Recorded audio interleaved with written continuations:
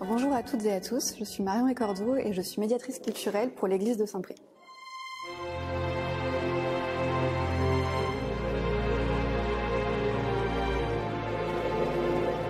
Ce retable est situé dans le cœur de l'église de Saint-Prix. En raison de son emplacement, il est également appelé retable majeur. L'ensemble, sculpté et peint, mesure environ 4,20 m pour 7 m. Le retable est aujourd'hui dans un état préoccupant. Certaines parties se sont affaissées. Il a été en partie grignoté par des insectes xylophages, mangeurs de bois et attaqué par la mérule, un champignon destructeur de bois.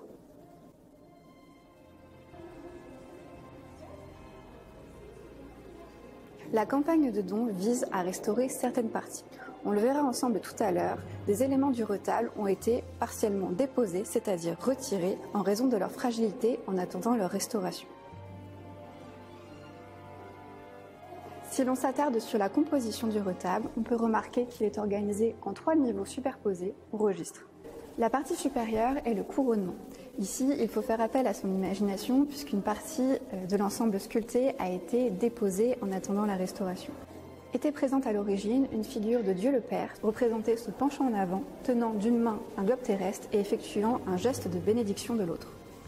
Le registre principal donne la part belle à la peinture.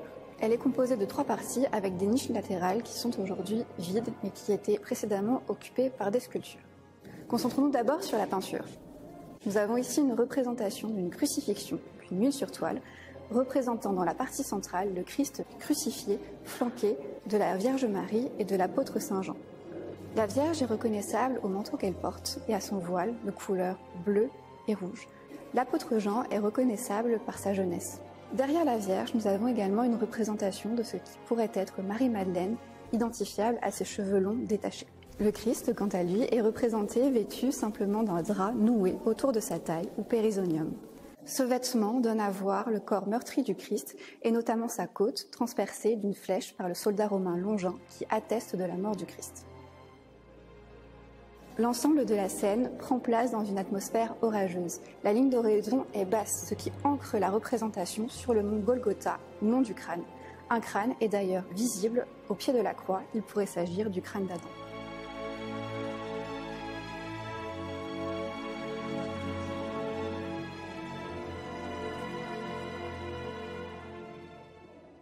Deux sculptures étaient présentes dans les niches représentant Saint-Prix et Saint-Fiacre.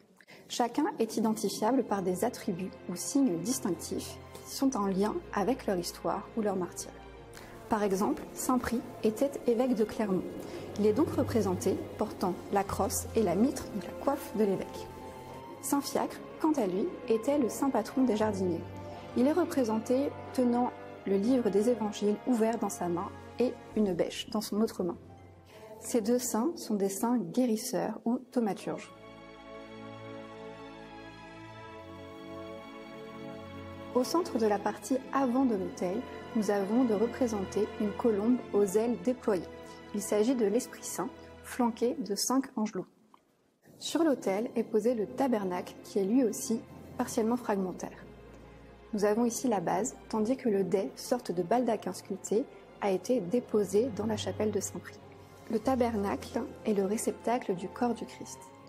Sa fonction lui confère une grande valeur sacrée, ce qui est notable ici dans le soin apporté à sa réalisation.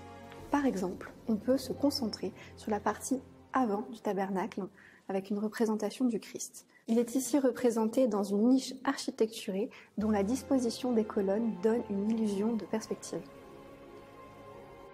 Une lecture verticale de l'ensemble est également possible, avec en partie supérieure la représentation de Dieu le Père, au centre le Christ et en partie inférieure au niveau de l'autel la colombe de l'Esprit Saint. Les parties latérales font office d'accompagnement avec les représentations de Saint-Prix et de Saint-Fiacre. La commande du retable majeur s'inscrit dans un remaniement architectural et décoratif de l'église qui a eu lieu au XVIIe siècle. En complément des démarches déjà effectuées par la municipalité de Saint-Prix, il vous est possible à vous, en tant que donateur de la Fondation du patrimoine, de nous aider à sauvegarder ce retable.